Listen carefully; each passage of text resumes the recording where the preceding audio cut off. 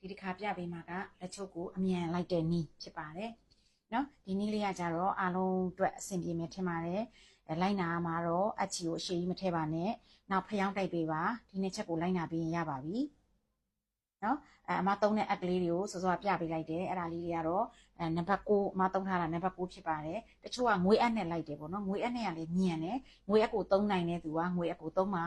နော်စလိုက်ပါပြီစလိုက်တဲ့ချိန်မှာဒီ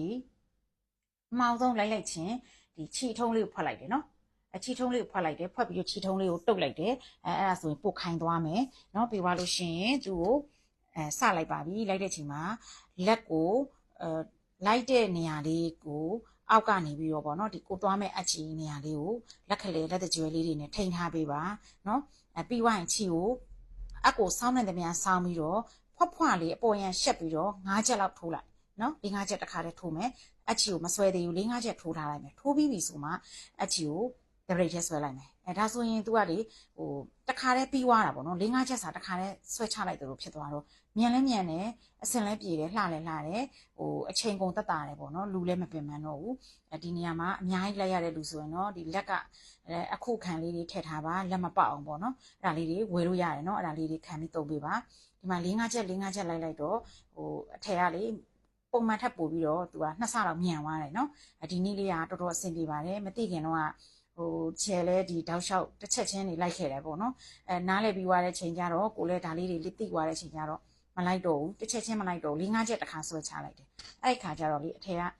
ဟိုပို့ပြီးတော့မြန်တယ်ပေါ့နော်ခကြီးရောက်တယ်အဲ့ဒါကြောင့်နေ့လက်ချုပ်လေးတွေကို sharing လုပ်ပေးတာဖြစ်ပါတယ်ဒီ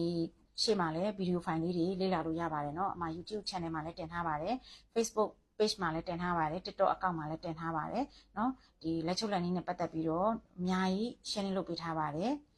ဒီမှာပြောချင်တာလေးကတော့ဒီအဆောင်ခုလိုမျိုးအဆောင်လိုက်တာပဲအမြန်လိုက်လို့ရတယ်တခြားနည်းတွေကတော့တိတ်အမြန်ကြီးလိုက်လို့မရပါဘူးเนาะဒီအဆောင်လိုက်တဲ့နည်းလေးရပဲဟိုဒီ၄၅ချက်တစ်ခါတည်းထိုးရတာအဆင်ပြေတယ်ပေါ့เนาะနောက်ဒီနည်းလေးကိုတော့ဟိုအဆင်ပြေတဲ့လူလေးတွေဒီနည်းလေးတွေသုံးလို့ရအောင်ပေါ့เนาะအမဒီနေ့ sharing လုပ်ပေးတာဖြစ်ပါတယ်ကိုယ်တိုင်ကတော့အရန်ကြိုက်နေပါတယ်ဒီနည်းလေးကလေဟိုထင်ထားတာထက်ကိုမြန်နေပေါ့နော်နှစ်ဆသုံးဆမြန်သွားပါတယ်အချီကိုရှည်ကြီးမထည့်ပါနဲ့เนาะအဓိကအဲ့ဒါပဲအချီတွေရှည်တဲ့ခါကျရင်ရှုပ်သွားပါတယ်เนาะဟိုအချီကိုတက်နိုင်သမျှတိတ်ရှည်မထည့်နဲ့ကုံသွားမှပဲအချီကိုပြန်ထည့်ပါအောက်မှာလည်းဟိုအရာတွေမပေါ်ဘူးเนาะဒီနည်းလေးအရန်ကောင်းပါတယ်ကြိုက်တယ်ဆိုရင် like and share လေးလုပ်ပေးပါအောင်เนาะ